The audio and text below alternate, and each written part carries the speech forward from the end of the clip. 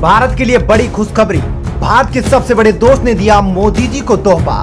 भारत की खुशी से जला चाइना। शी जिनपिंग को अब लग रहा है डर। भारत के तोहफे से पाकिस्तान और चीन दोनों है सदमे में। जी हां, चीन और पाकिस्तान इस वक्त दोनों ही सदमे में हैं। जहां पीएम मोदी चीन की मौत का फरमान लिखने और उस पर मुहर लगाने अमेरिका पहुंच गए हैं, वहीं जाते जाते मोदी जी को एक बड़ा तोहफा मिल गया, जिससे पूरे भारत में खुशी का माहौल बन गया था। और यह बड़ा तोहफा भारत को उसके सबसे पक्के दोस्त से मिला। यह वही तोहफा था जिसके लिए भारत 70 सालों से इंतजार कर रहा था। यह वही तोहफा था जो नेहरू की गलती के कारण चीन के हाथ लग गया था। जी हां दोस्तों, अब वही तोहफा भारत को उसके सबसे जिगरी दोस्त ने कल पीएम मोदी को कॉल करके दिया था। जी हां दोस्तों, चाइना ने 40 साल से भारत को यह शक्ति ना मिल जाए इसके लिए हमेशा अपनी टांग अड़ाई है। लेकिन भारत का पक्का दोस्त फ्रांस ने कल भारत को एक बहुत ही बड़ी खुशखबरी दे दी। दोस्तों, फ्रांस ने यूएनएससी में अपनी स्थायी सीट को छोड़ने की बात कही है। भारत इस स्थायी सीट के लिए आजादी के बाद से ही जंग लड़ रहा था, लेकिन चालबाज चाइना ने हमेशा से ही भारत को यूएनएससी में स्थायी सीट न मिले और भारत के पास वीटो पावर ना आए, इसके लिए बार बार चाइना ने अपनी वीटो पावर का प्रयोग किया है। 1970 के दशक से लेकर अब तक चाइना ने कई बार अपनी वीटो शक्ति का प्रयोग किया है। जब भी भारत को यूएनएससी में स्थायी सीट और वीटो पावर देने का रिजोल्यूशन आया, तब चाइना ने अपनी वीटो शक्ति का प्रयोग करते हुए उस रिजर्वेशन को ही कैंसिल कर दिया। ऐसा कई बार हुआ है जब यूएनएससी के 5 स्थायी सदस्यों में से 4 स्थायी सदस्य अमेरिका, रूस, फ्रांस और ब्रिटेन तथा 10 अस्थायी सदस्य भारत को यूएनएससी में स्थायी सीट देने के लिए राजी हो गए थे। लेकिन चालबाज चीन अपनी नापाक हरकत से कभी भी बाज नहीं आया। उसने हर बार अपनी वीटो शक्ति का गलत प्रयोग करते हुए भारत को स्थायी सीट देने वाले हर एक रिजोल्यूशन को रद्द करवा दिया। वर्तमान में भी अमेरिका, फ्रांस, ब्रिटेन, रूस और सभी अफ्रीकी और दक्षिणी अमेरिकी देश ये समझते हैं और ये जानते भी है कि भारत अमेरिका, एशिया और चाइना के बाद चौथी सबसे बड़ी महाशक्ति है।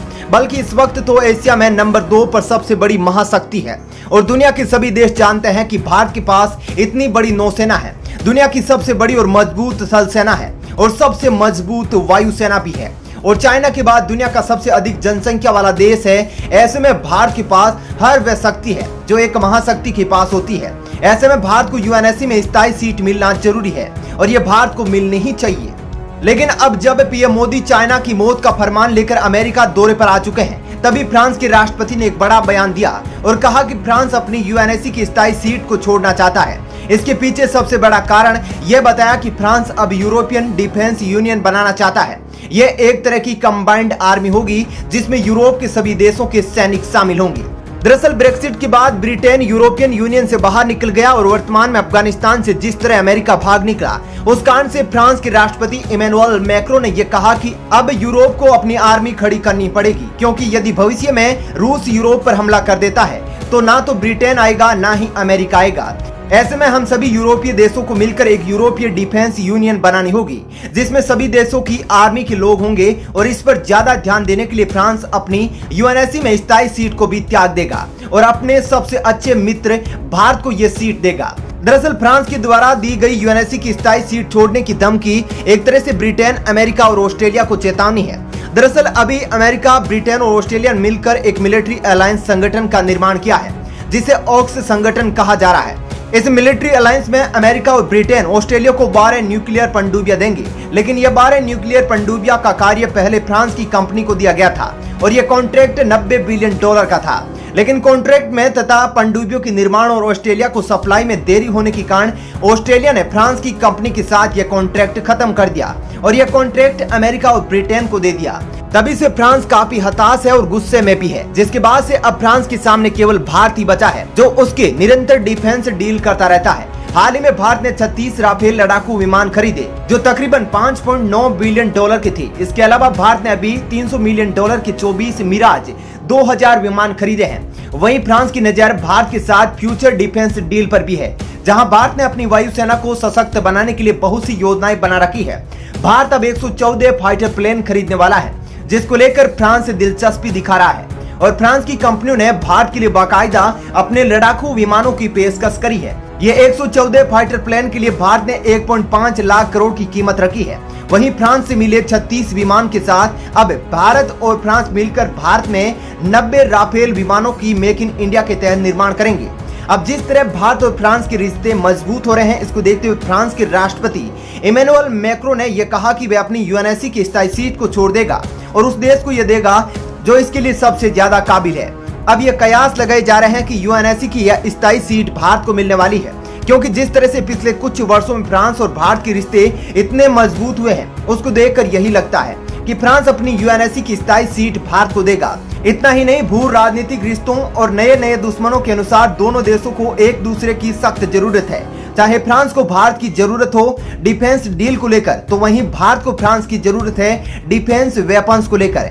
ऐसे में यदि भारत को यूएनएससी में स्थायी सीट मिल जाती है तो वहां से चीन और पाकिस्तान की कब्र भारत खोदना शुरू कर देगा, क्योंकि चीन जानता है कि जिस तरह से उसने अपनी वीटो शक्ति का गलत इस्तेमाल कर कई बार पाकिस्तान के आतंकियों को जैसे हाफिज सईद और दाऊद इब्राहिम पर लाए गए यूएनएससी के रिजोल्यूशन को रद्द करवाया, अब भारत वही कार्य चीन और पाकिस्तान के खिलाफ करेगा। अब भारत चुन चुन कर उइगर मुसलमान, चाइना की कर्ड नीति और दूसरे देशों में कॉलोनी बनाने की नीति जैसे मुद्दों जो चाइना के लिए कांटे बने हुए हैं, उन पर भारत यूएनएससी में चाइना को घसीटेगा। और ये बात रही पाकिस्तान की, तो अब भारत पाकिस्तान को भी फिलहाल फाइनेंशियल एक्शन टास्क फोर्स की ग्रे लिस्ट में है, अब उसे उठाकर ब्लैक लिस्ट में भेज देगा। तब पाकिस्तान कबाब, चाइना भी पाकिस्तान को भूखमरी से नहीं बचा पाएगा। दोस्तों, आपका इस खबर पर क्या राय है, नीचे कमेंट करके जरूर बताइएगा। दोस्तों, क्या आपको लगता है फ्रांस वाकई में ये सीट छोड़ देगा और ये क्या भारत को मिलने वाली है? इस पर अपना विचार जरूर बताइएगा। दोस्तों, एक बात तो बहुत ही आम है कि जब कोई तरक्की करता है तो उसके दुश्मन उसको न चाहने वाले जलते हैं। वे उसकी तरक्की को सह नहीं पाते हैं और कैसे भी करके उसको डुबोने का प्रयास करते हैं। आज भारत के साथ भी वही हाल हो रहा है। भारत जिस तेज गति से दुनिया के अंदर तरक्की कर रहा है और मोदी सरकार के नेतृत्व में देश का नाम गौरवान्वित हो रहा है, उससे कई देशों को मिर्ची लग गई है। मोदी जी ने सत्ता में आने से पहले ही कह दिया था कि यह 56 इंच का सीना है और कोई भी बड़ा फैसला लेने से पहले हिचकिचाता नहीं है। एक और दोस्तों, जहां पर चीन पाकिस्तान लगातार आतंक के बलबूते भारत को कमजोर करने की कोशिश में लगे हैं, तो दूसरी ओर कई ऐसे देश भी हैं जो भारत के साथ तो दिख रहे हैं लेकिन भारत को आर्थिक तौर पर चोट देने की कोशिश कर रहे हैं। अब देखना यह होगा कि क्या भारत आने वाले टाइम में इस अपमान का बदला लेगा, क्या भारत उनको सबक सिखाएगा, क्या मोदी जी अपने 56 इंच के सीने का ट्रेलर उनको दिखाएंगे, यह तो अब वक्त ही बताएगा। दोस्तों, हाल ही के दिनों में फ्रांस और भारत के बीच में बड़े समझौते की वजह से और भारत के लिए फ्रांस के ऐलान के बाद इस दोस्ती को न चाहने वाले देशों में अब यूके भी शामिल हो गया है।